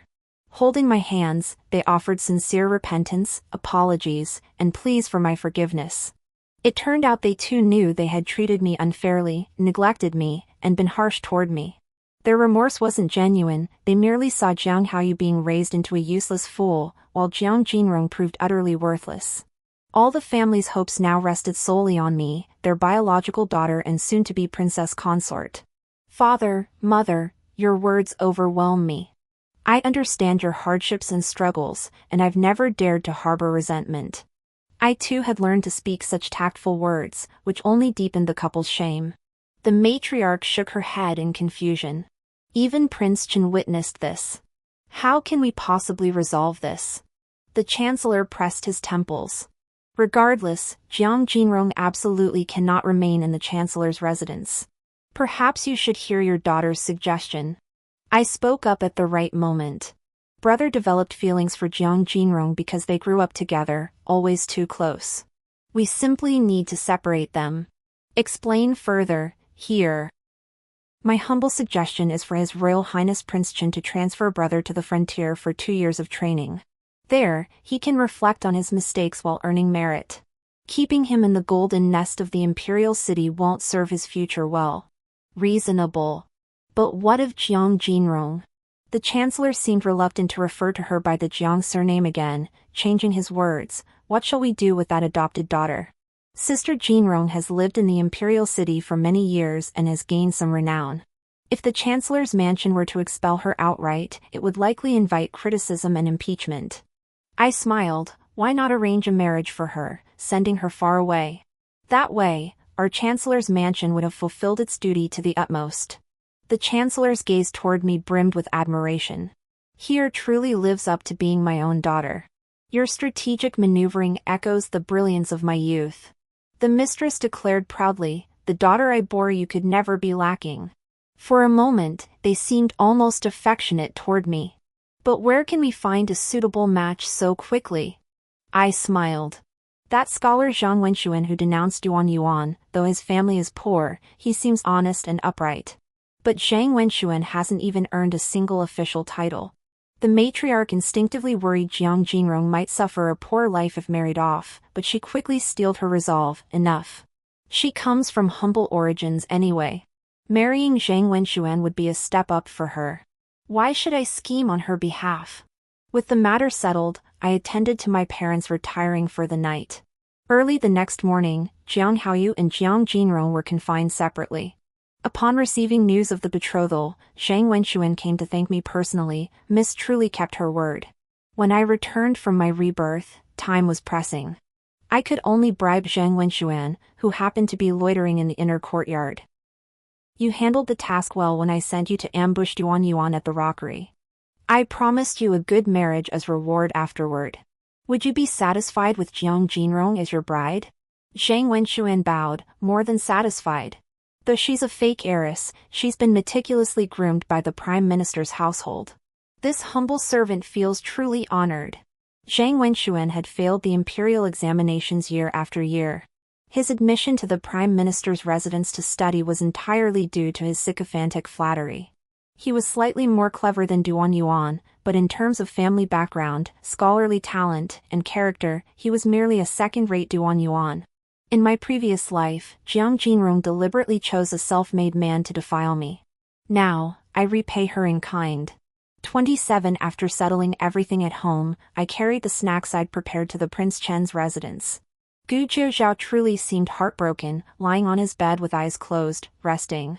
Seeing me enter, he propped himself up and watched silently as I ladled silver ear fungus soup into a bowl. I fed him a spoonful, and he asked, "Didn't you add sugar?" I quickly tasted it myself. My apologies, Your Highness. I forgot the sugar again. He teased, "Don't young ladies always crave sweet things? How could you forget the sugar? When I was little, my foster mother wouldn't let me touch the sugar at home. She said it was too expensive, that I wasn't worthy of eating it." I casually mentioned this old story, inadvertently revealing my wrists. Sure enough, Gu Jiuzhao noticed the old scar on my arm. He grabbed my wrist and asked closely, "Back then, I was so lost in passion I never noticed this old scar on you. Who did this?" I stammered, "Your Highness, please don't ask. Telling you would only sully your ears. Speak." His command forced me to open up. That day, in front of everyone, my sister declared I was raised by a courtesan. She wasn't slandering me. My foster mother, Jiang Jinrong's birth mother, truly was a dancer in a brothel. Back then, she was pregnant with a customer's child but couldn't find the father. Using her connections as the top courtesan, she learned the chancellor's wife would be hiking that day. So she paid a group of men to pose as bandits, forcing the pregnant chancellor's wife into a dilapidated temple. In that dilapidated temple, both women gave birth. My foster mother switched the babies. She found a good home for her child, while I was left to follow her, begging for a living. I traced the scar. When I was 8, she was assaulted by a customer. I rushed in to protect her and got slashed by flying shards from a vase. The cut ran deep. Afterward, my foster mother scolded me, saying my arm was now ugly and I'd never dance beautifully again. Later, she deemed me timid and cowardly, forcing me to perform dances on the streets. I still remember that day, awkwardly dancing in the street, when I happened upon the Chancellor's daughter out for a stroll. Her carriage was so splendid, adorned with feathered wind chimes, and as it passed, the scent of orchids wafted by. I stole a glance at the young lady inside the carriage. She wore a crown of glass flowers, a golden silk gown, and played with a fluffy rabbit in her hands. I was mesmerized. My foster mother covered my eyes and sternly warned me that she was a noble lady, not someone like me to stare at. She forbade me even from feeling envy, for I would never be worthy of such a life. Yet days later, she pointed to the towering Chancellor's mansion and said that if I danced well enough, I could perform for that very young lady and earn a reward. Only later did I understand, she missed her own daughter. She pushed me to master dance so I could take her to the mansion and see her biological child. And the price for entering the mansion? I paused. She demanded I scar my own face. I paused here, smiling as I asked, "Your Highness, have you never seen me dance?" I rose from the bed, elegantly stretching my arms to reveal limbs scarred by old wounds. I began to spin and dance, but before I could take 2 steps, Gu Jiuzhao embraced me from behind. "I'm sorry, Jinhe." He nestled against my shoulder, his voice muffled with apology. "I shouldn't have let those people use your past pain to humiliate you. Jiang Jinrong stole your life, I shouldn't have let her hurt you again." My throat tightened as I replied softly, "I'm fine. Look, the bitter has given way to sweet now." 28 Truthfully, my feelings for your Highness were no less than what I felt for Jiang Jinrong. I whispered softly, "Do you know how I was recognized and brought back to the Prime Minister's residence? It was because you purged the corrupt Shen family from the court. The brothel where my foster mother worked was the very den where the Shen family laundered their ill-gotten gains. When the Imperial Guards raided the brothel that day, the leader was none other than my mother's elder brother, the Minister of Justice. My uncle noticed how much I resembled my mother as a child. His suspicions led him to investigate further, and that's how I was finally recognized and brought back to the Prime Minister's residence. In my heart, I am deeply grateful to His Royal Highness Prince Chen." Gu Jiuzhao, hearing this for the first time, gazed at me with astonishment and delight. "So we were destined to meet long ago. I nearly missed you." He cupped my cheeks and kissed me gently, a kiss brimming with heartache and remorse. When a man begins to feel heartache for you and guilt toward you, his love for you is not far behind. I didn't tell Gu Jiuzhao that chaos reigned in the brothel at the time. My foster mother, fearing I'd be recognized by the officers, tried to stop me. All I wanted then was to escape her grasp. So when she held me tightly, I snatched the hairpin from her hair and stabbed it into the back of her head. In my panic, I fled straight into the arms of the official investigating the case. He was utterly shocked by my appearance. Only later did I learn that this Minister of Justice was my birth mother's elder brother. At 17, I was the spitting image of my birth mother in her youth. The Minister of Justice worked with remarkable efficiency, and it was soon confirmed that I was indeed the true daughter of the Chancellor's household. The true daughter possessed many things. For instance, the betrothal to the Prince of Chen's household. It had existed since my birth. I clung tightly to Gu Jiuzhao, embracing not only the man I had long admired, but also my bright future. I was merely reclaiming what had always been rightfully mine. 29 After that day, Gu Jiuzhao never inquired about Jiang Jinrong again. 2 days before the wedding, Jiang Haoyu was urgently summoned by the Prince Chen's mansion to the eastern border, ordered to depart immediately. Military orders could not be disobeyed. Before dawn, Jiang Haoyu reluctantly joined the army, his parents watching him go. The day before the wedding, Jiang Jinrong learned she had been arranged a marriage. The maid deliberately left her words incomplete, leading Jiang Jinrong to mistakenly believe she was to marry Jiang Haoyu. When I entered the attic, she was excitedly trying on the delivered wedding gown and headpiece. These wedding garments and ornaments are far too perfunctory. Jiang Haoyu is the sole son of the Chancellor. Do you think I'm merely the mistress of the Jiang household?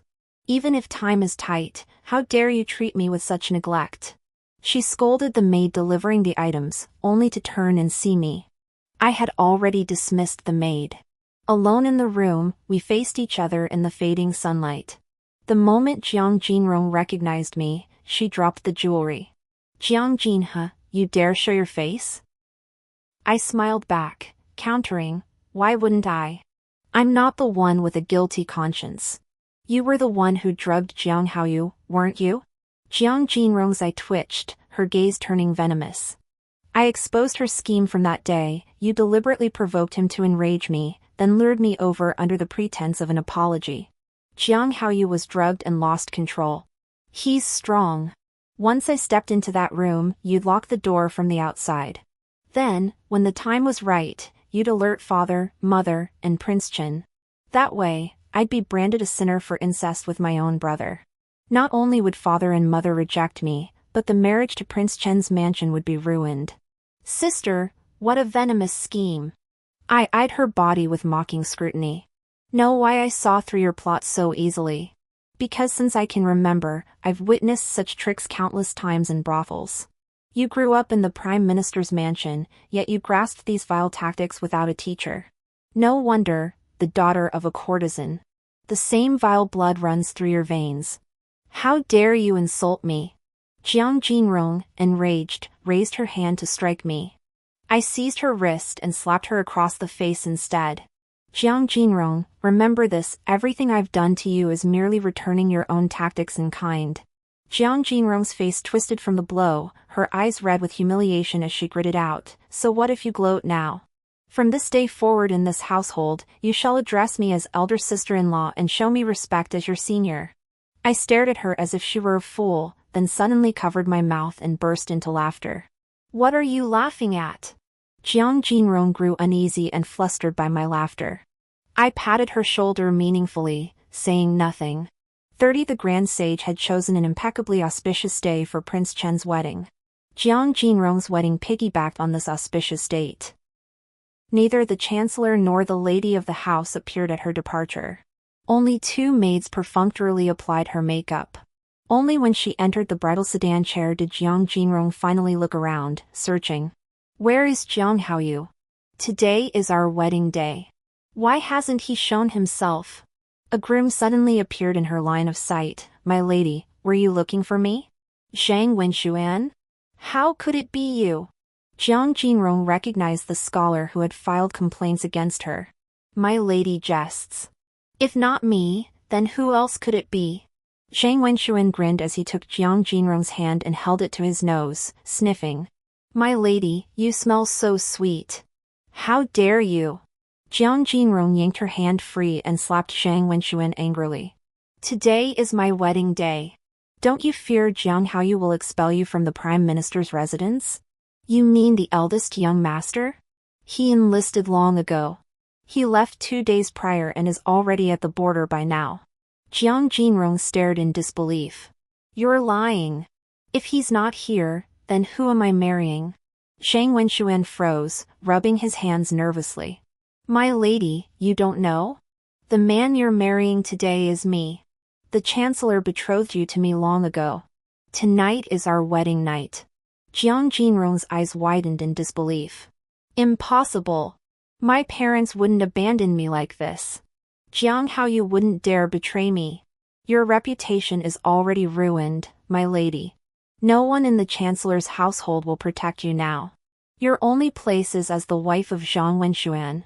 No, no. I must see the Chancellor. I must see the lady of the house.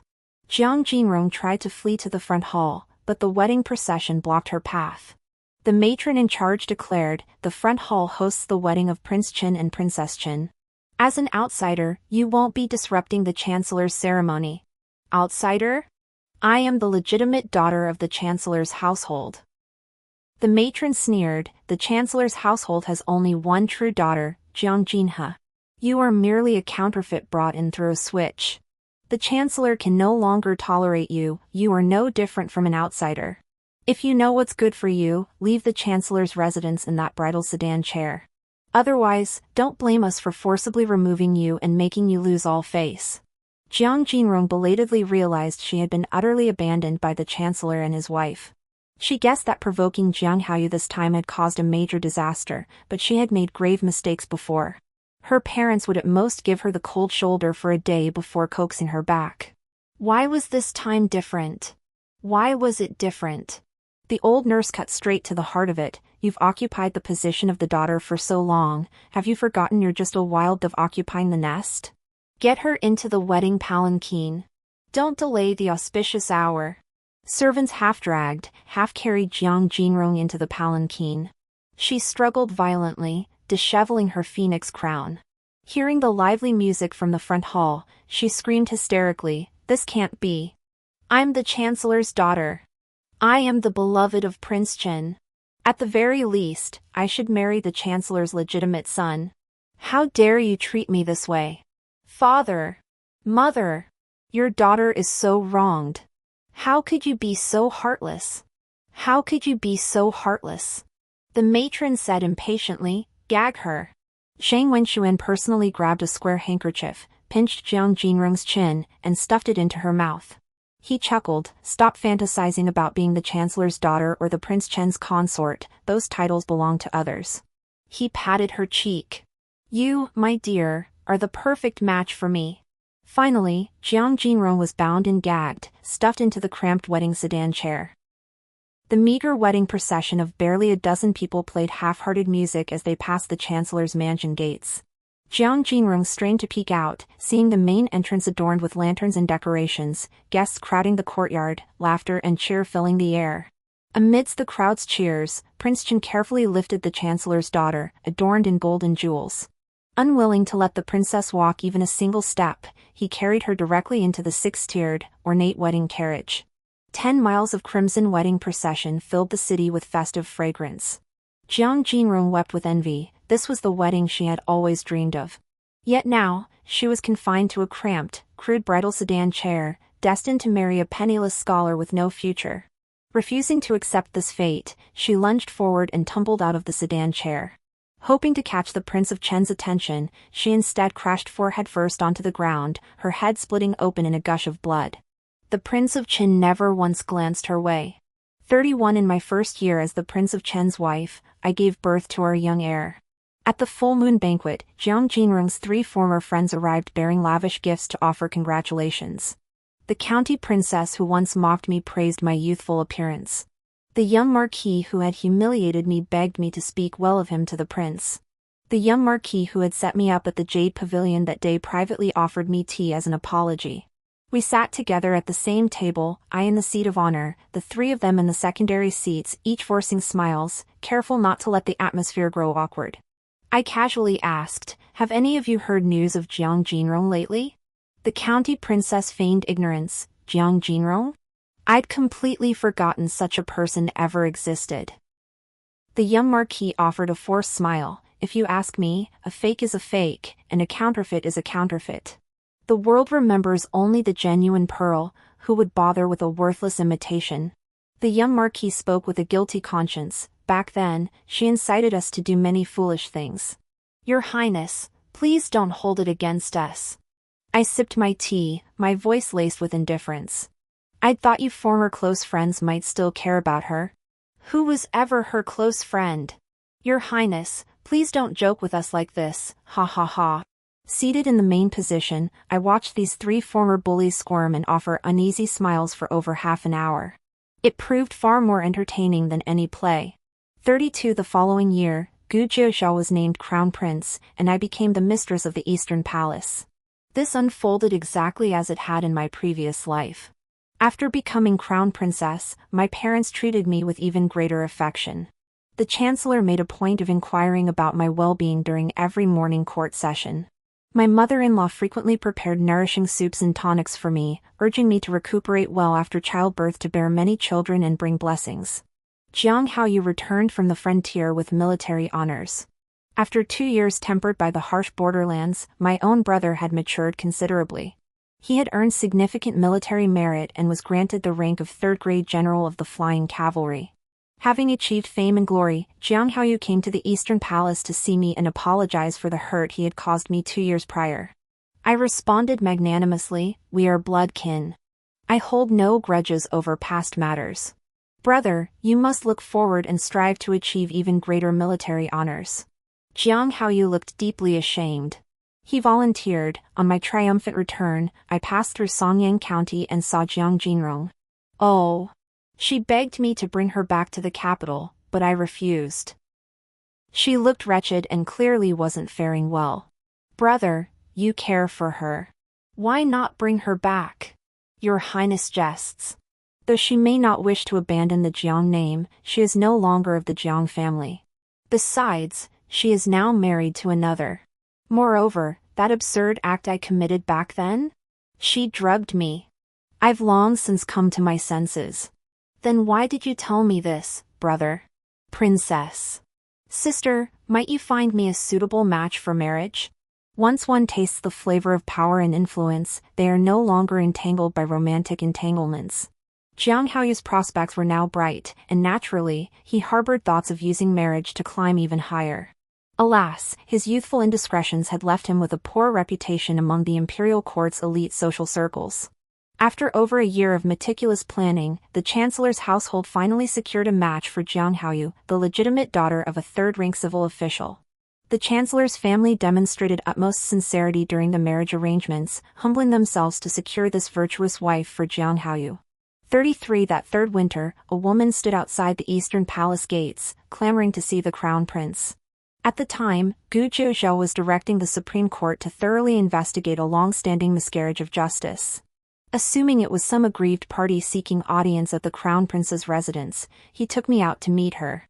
The woman stood hunched over, her exposed skin covered in red rashes, a scar running across her forehead. Gu Jiuzhou didn't recognize her at first glance. Only when she cried out with eyes gleaming, "Your Highness, it's me. I'm Jinrong." Gu Jiuzhou looked as though he'd swallowed a fly. Satisfied she wasn't a wronged party seeking aid, he took my hand and said softly, "You are just insisted on Daddy holding him. I'll go soothe the child first. Go ahead. I'll handle this."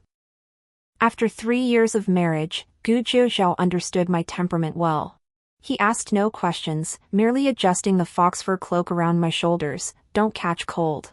And don't waste too much thought on people like her." I clasped his hand in return. "I understand." Gu Jiuzhou lingered with me for a moment before ignoring Jiang Jinrong and striding back into the mansion. "Your Highness. It's Jinrong, it's me, Jinrong. Stop calling out, Jiang Jinrong. Even if you turned to ashes, I'd still recognize you." Jiang Jinrong glared at me, her eyes brimming with hatred and resentment heavier than winter's heaviest snowfall. Yet she softened her tone. "Sister, I beg you to spare me a crumb. I truly can't go on living like this." She then launched into a tirade about Zhang Wenxuan's debauchery, his drinking, gambling, womanizing, and how he'd bled her dry. "I've truly run out of options." I blocked my brother's procession, but he ignored me completely. I begged at the chancellor's residence, but they shut their doors to me. I had no choice but to come to the Eastern Palace and plead with you, my sister. Sister, it was all my fault before. Please save me. Just give me anything that lets me stand my ground in the imperial city. I stepped closer and casually plucked a golden hairpin from my bun. "Is this pin enough?" Jiang Jinrong nodded ingratiatingly as she reached for the pin. Yet the instant her fingers touched it, she abruptly flipped the pin around, aiming its sharpest point straight at my heart. But before the pin could harm me, Jiang Jinrong was kicked to the ground by the Eastern Palace guards. Years of torment had ravaged her body. After being knocked down, she struggled to rise.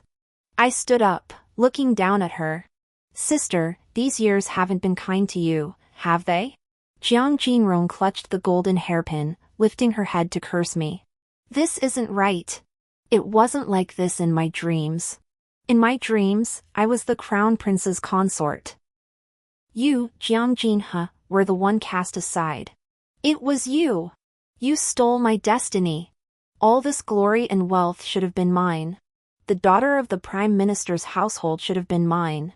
The consort of Prince Jin should have been mine. The crown prince should have been mine." Seeing her words and actions, I guessed she had regained her memories of the past life. 34 When did you remember? Jiang Jinrong touched the scar on her forehead, meeting my gaze. 3 years ago. On my wedding day, I fell and cut my forehead. That's when it all came back. Good, I said with a smile. I was afraid you wouldn't remember. These past 3 years, you must have been thinking, everything I possess should have been yours. How dare I snatch it all away from you? You must have been in agony, night after night, too bitter to sleep. By day, just the thought of it must have made you so furious you could spit blood. Alive in body, yet suffering the torment of hell, isn't that right? Jiang Jinrong stared at me in terror. I had almost perfectly articulated every thought and feeling she'd experienced. Why was I so clear on this? Because I'd lived it myself, born the true heiress, yet forced to live 18 years of a lowly existence. I wanted Jiang Jinrong to remember exactly what she once possessed, then strip her of everything. Only then would it be the ultimate psychological torture. Sister, do you have the courage to flee, killing your husband like I did in my past life? Seeing Jiang Jinrong's panic, I knew she dared not. Which means, Zhang Wenxuan is still alive. Well then, I'll send someone to return you to him. After all, this marriage of yours was brought about by my own golden words. Jiang Jinrong snapped her head up. You pushed me into this hellhole? 35-something occurred to her, and she shrank back, pleading desperately, no. Don't send me back to Zhang Wenxuan. I'd rather die than live like this. I'd rather die than live like this. She suddenly grabbed the golden hairpin in her hand, engraved with a vivid peony symbolizing wealth and honor. Staring at the peony, she smiled. She had dreamed of wearing such a crown princess-style hairpin. Her eyes darkened. Suddenly, she thrust the golden pin into her own chest. The guards were baffled. But I saw clearly, Jiang Jinrong had recalled her marital bond with Gu Jiuzhao from her past life. She foolishly believed Gu Jiuzhao must still harbor feelings for her in this lifetime, that he would never abandon her to her fate. The stab to her heart wasn't deep, drawing only a trickle of blood. She collapsed pitifully in the snow, murmuring, Your Highness. Your Highness. Jinrong hurts so much. Your Highness. I dismissed the guards, signaling them to leave her be. 36 When I returned to the orchid chamber, Gu Jiuzhao was hoisting 3-year-old Yuer onto his shoulders, letting him ride high. Yuer clutched his father's ears with tiny hands, giggling merrily. Spotting me, father and son stopped their play, smiling. I told him, Jiang Jinrong stabbed herself. She's lying in the snow calling your name, waiting for you to save her. Gu Jiuzhao replied, Why tell me this? Come see, today I taught Yuer to write characters by hand. What character? Led by father and son to the desk, I saw a crooked, childish he character on the Xian paper at its center. It's Yuer's mother's name. Mother! Mother! Yuer clapped his hands, demanding a hug. I quickly picked him up, kissing him repeatedly. Yuer is so clever. Gu Jiuzhao vied for attention beside us. What about me? Isn't Yuer's father clever too? Very clever, I replied, giving him a perfunctory reward. He, however, clung to me, refusing to let go. The study echoed with the laughter of our little family. At dawn the next day, a woman froze to death outside the eastern palace gates. Guards hastily collected her body. When I was 10, my foster mother once warned me, if I didn't learn my craft well and please the guests, I'd end up frozen in the snow. She told me not to compare myself to noble daughters, their futures held wealth and harmony. Everything she said proved true. The heiress was me. The crown princess was me. The golden halls and harmonious marriage were mine. The one frozen to death in the snow was her own daughter, the impostor heiress who usurped her place. In this lifetime, the misaligned destinies have found their rightful positions. The pearl shines bright once more. The phoenix returns to its nest. The end.